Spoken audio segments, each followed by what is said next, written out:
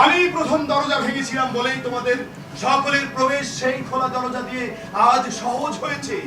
সেখানেই আমার জয়। প্রিয় দর্শক, আপনাদের সবাইকে আমন্ত্রণ জানাচ্ছি বাংলা ভিশনের পর্দায় দেশের ইতিহাস, ঐতিহ্য এবং আমাদের আশেপাশে ঘটে যাওয়া বিভিন্ন সামাজিক, সাংস্কৃতিক ও বিনোদন জগতের সর্বশেষ খবর জানাতেই সাপ্তাহিক আয়োজন বিচিত্রা নিয়ে আমরা হাজির হয়ে গেলাম বাংলা ভিশনের পর্দায়। চলুন তবে শুরু করা যাক আজকের পর্ব। ছায়ানটের আয়োজনে গান, কবিতা, আবৃত্তির মধ্য দিয়ে শেষ হলো 2 দিন ব্যাপী নজরুল উৎসব 1433। এই আয়োজনকে কেন্দ্র করে দর্শকদের উপস্থিতি ছিল চোখে পড়বার মতো।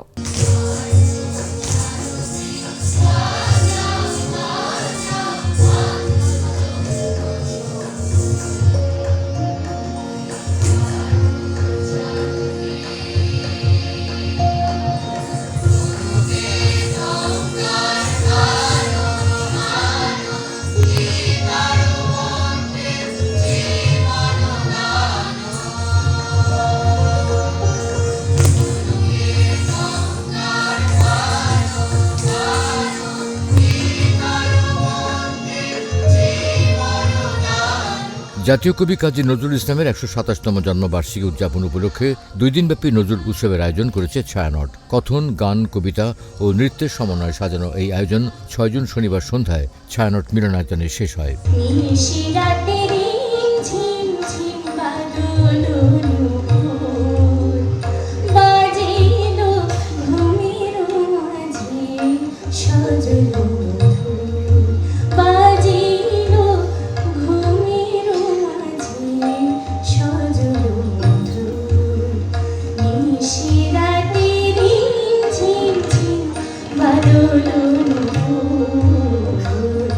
সমাপনী দিনে ছায়ানটের শিল্পীদের সম্মিলিত পরিবেশনা হে পার্থসারথী শীর্ষক নৃত্যগীত দিয়ে অনুষ্ঠান শুরু হয়। এরপর একে একে নজরুলের কালজয়ী গানগুলো গাওয়া হয় একক সঙ্গীত পর্বে।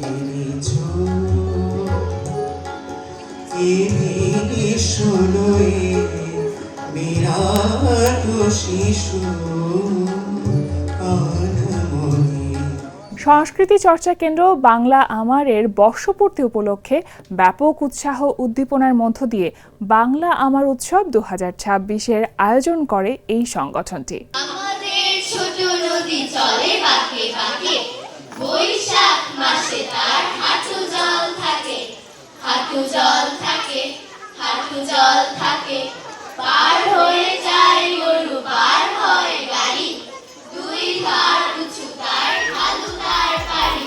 শুদ্ধ সংস্কৃতি চর্চায় বিকশিত হোক নতুন প্রজন্ম, এই স্লোগানে আবারও উৎসবের আনন্দে মেতে উঠল আবৃত্তি শিল্পীরা। 5 জুন শুক্রবার বাংলাদেশ শিল্পকলা একাডেমি জাতীয় চিত্রশালার মিলনায়তনে দিনব্যাপী বর্ণিল আয়োজনের মধ্যে দিয়ে উদযাপিত হল বাংলা আমার উৎসব 2026। প্রতি বছরের মতো এবারও উৎসবটি ঢাকা সহ দেশের বিভিন্ন প্রান্তের আবৃত্তি শিল্পী ও সংস্কৃতি প্রেমীদের অংশগ্রহণে একক ও দলীয় পরিবেশনা, গুণীজনদের সম্মাননা প্রদান, কবিকণ্ঠে কবিতা পাঠ, আলোচনা সভা, চিত্রাঙ্কন প্রতিযোগিতা এবং স্বনামধন্য শিল্পীদের আবৃত্তি পরিবেশনায় মুখর হয়ে ওঠে চিত্রশালা প্রাঙ্গণ।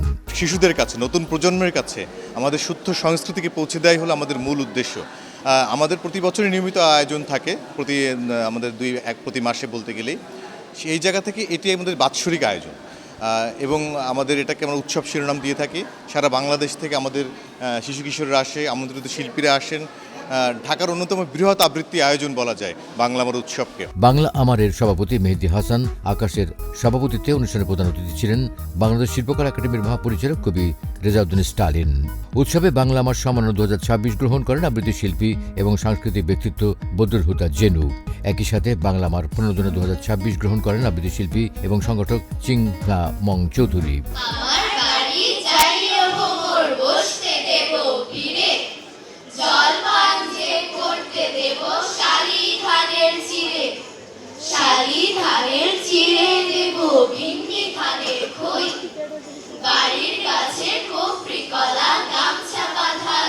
সাংস্কৃতিক চর্চায় শিশু কিশোরদের উদ্বুদ্ধ করবার লক্ষ্য নিয়ে চিত্রাঙ্কন প্রতিযোগিতার আয়োজন করে সাংস্কৃতিক সংগঠন চুনতি লাইট হাউস।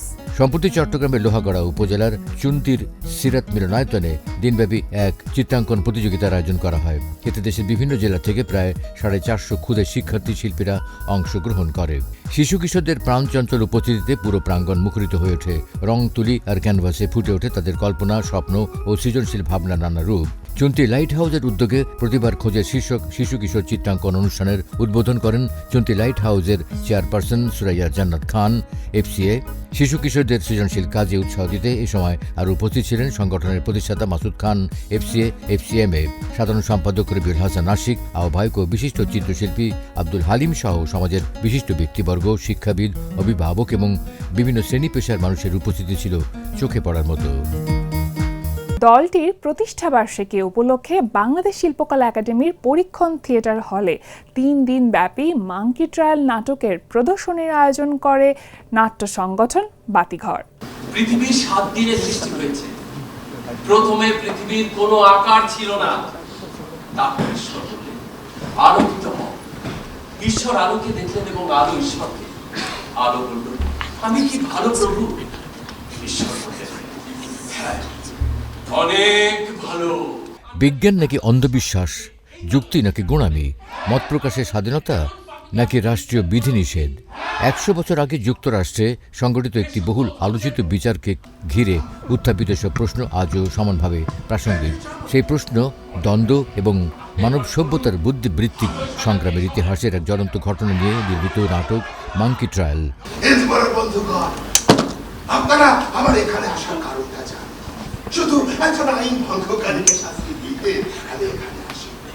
এক দুধপীড়িত যুবক যে ঈশ্বরের শাশ্বত বাণীর বিরুদ্ধে মুখ খুলেছে। নাট্যদল বাতিঘর থিয়েটারের বহুল আলোচিত 15তম প্রযোজনা মাঙ্কি ট্রায়াল নির্মিত হয়েছে জেরম লরেন্স ও রবার্ট এডউইন লির বিখ্যাত নাটক অবলম্বনে। এর নাট্যরূপ নির্দেশনা ও মঞ্চরূপ দিয়েছেন নাট্য নির্দেশক মুক্ত নীল। তুমি এমনটা কেন করলে বাপ? ভালো করে জানো কেন করেছি। হান্টার সিভিক বায়োলজি বইটা আমার হাতে আসার পর আমার ধারণা সম্পূর্ণ বদলে গেছে। একজন শিক্ষক হিসাবে বিজ্ঞান ক্লাসে ওই বইটা পড়ানো আমার সবচেয়ে বড় দায়িত্ব বলে মনে হয়েছে। Chapter 17 Darwin's origin of species, ওখানে বলা হয়েছে মানুষের জীবন শুধুমাত্র ফুলদানিতে আটকে থাকা ছোট জেরানিয়াম ফুল নয়। নাটকটির বিভিন্ন চরিত্রে অভিনয় করেছেন সঞ্জয় সরকার, মুক্ত নীল, খালিদ হাসান রুমি, সঞ্জয় গোস্বামী সহ বাতিঘরের শিল্পীরা।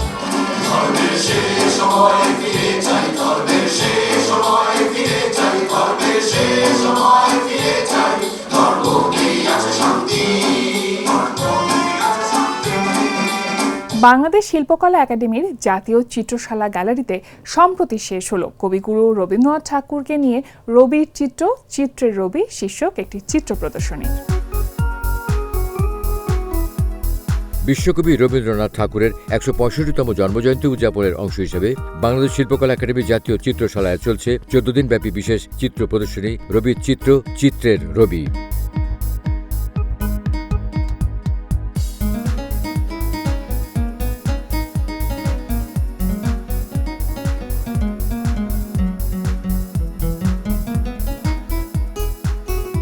প্রদর্শনীতে মোট 95টি চিত্রকর্ম স্থান পেয়েছে। এর মধ্যে রয়েছে রবীন্দ্রনাথ ঠাকুরের নিজের আঁকা 45টি চিত্রকর্মের অনুরূপী এবং বাকি 50টি চিত্রকর্ম দেশের স্বনামধন্য চারুশিল্পীদের রবীন্দ্রনাথকে নিয়ে আঁকা বিভিন্ন ব্যাখ্যামূলক কাজ, যারা কবিগুরুর জীবন, দর্শন ও শিল্প ভাবনাকে নিজেদের ক্যানভাসে তুলে ধরেছেন।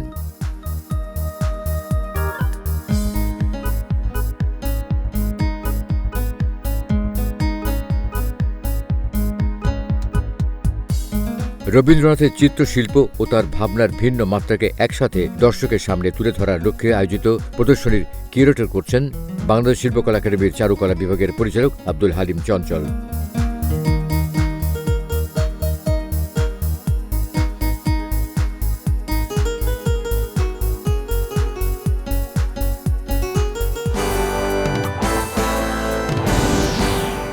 ঈদের ছুটির পরে ধীরে ধীরে খুলতে শুরু করেছে রাজধানীর সংস্কৃতি চর্চা কেন্দ্রগুলো। বিনোদনের প্রাণকেন্দ্র হিসেবে পরিচিত বাংলাদেশ শিল্পকলা একাডেমির হলে চলছে নাটক প্রদর্শনীর প্রস্তুতি।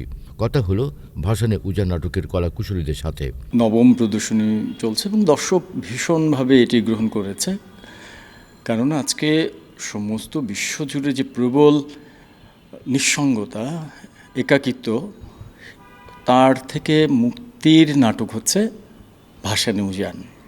এবং প্রত্যেকটা মানুষ কোনো না কোনোভাবে এই নাটকের মধ্য দিয়ে তার নিজেকে খুঁজে পান। কানন দেবী, আমি কানন দেবী, আমি প্রথম দরজা ভেঙেছিলাম বলেই তোমাদের সকলের প্রবেশ সেই খোলা দরজা দিয়ে আজ সহজ হয়েছে, সেখানেই আমার জয়। ভাসানে উজান নাটকটির দস্তাভস্কির ছোট গল্প দ্য জেন্টল স্পিরিট অবলম্বনে রচিত। নাটকটির নাট্যরূপ দিয়েছেন নাট্যকার অপূর্ব কুমার কুণ্ডু এবং যার নির্দেশনা দিয়েছেন শুভাশিস দত্ত তন্ময়। এত অভিমান ভালো না। কই, আমি তো সেদিন অভিমান করিনি। একদিন পিতলের পান্তানি, তো আরেকদিন ভাঙা কাঠের আয়না, তো আরেকদিন লিড খুলে যাওয়া হারমোনিয়াম নিয়ে তোমার বন্ধক রাখতে আসা যাওয়া দেখেই বুঝেছিলাম সংসারের কি করুণ দশা। এটি বিবেকানন্দ থিয়েটারের 25তম প্রযোজনা। এতে একক অভিনয় করে কেন্দ্রীয় চরিত্রের বহুমাত্রিক অনুভূতি, ভাঙন, নৈরাশ্য ও গভীর আত্মদহন তুলে ধরার চেষ্টা করেছেন শিল্পী এরশাদ হাসান। বিড়াল চোখে বুকের কাছে বসা ধূর্ত সায়েন্স।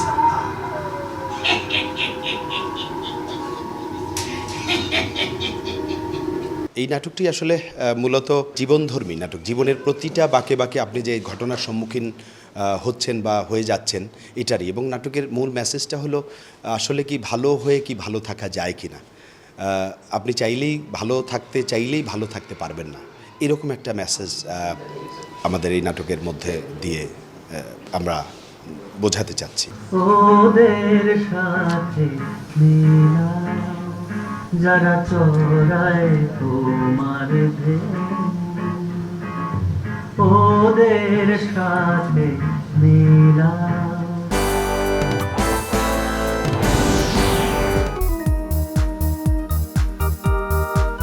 শিল্পী বিপ্লব দাসের একক শিল্পকর্ম প্রদর্শনী আর্ট অ্যান্ড মেমোরি চলছে অনিয়াস ফ্রজের দ্য ঢাকার লা গ্যালারিতে। শুক্রবার থেকে শুরু হওয়া এই প্রদর্শনী শেষ হবে আজ। এটি শিল্পীর তৃতীয় একক প্রদর্শনী, যেখানে ভূদৃশ্য, ঐতিহ্য, স্মৃতি এবং মানবিক সংযোগের নানা দিক তার শিল্পকর্মের মাধ্যমে উপস্থাপিত হয়েছে।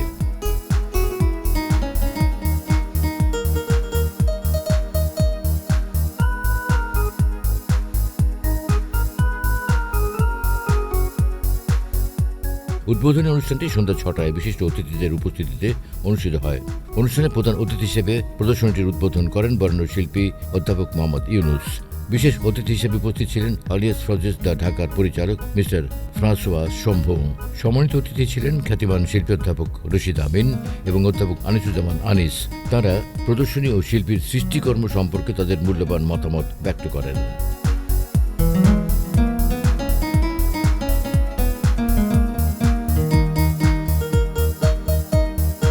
ঠিক এই এক্সিবিশনটা হচ্ছে কি যে আমার একটা ট্রানজিশন পিরিয়ড।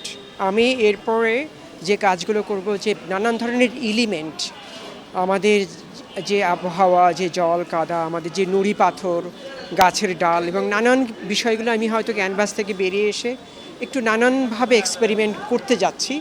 এবং ক্যানভাস যদি হয় সেটা আমাদের একেবারেই দেশীয় যে পাটের ক্যানভাস নিয়ে আমি ভাবছি যে কেন নয় একটু আমাদের মতো করে, আমাদের স্থানিক যে চিন্তা সেই বিষয়গুলো নিয়ে আমরা চিন্তা করছি না কেন। আমি উপকরণ হিসাবে একদম স্থানীয় উপকরণ নিয়ে আমি কাজ করব, কিন্তু প্রকাশভঙ্গি সবসময় আমার অ্যাবস্ট্রাকশনই থাকবে। প্রিয় দর্শক, বাংলা ভিশনের সাপ্তাহিক আয়োজন বিচিত্রা আজকের মতন এ পর্যন্তই।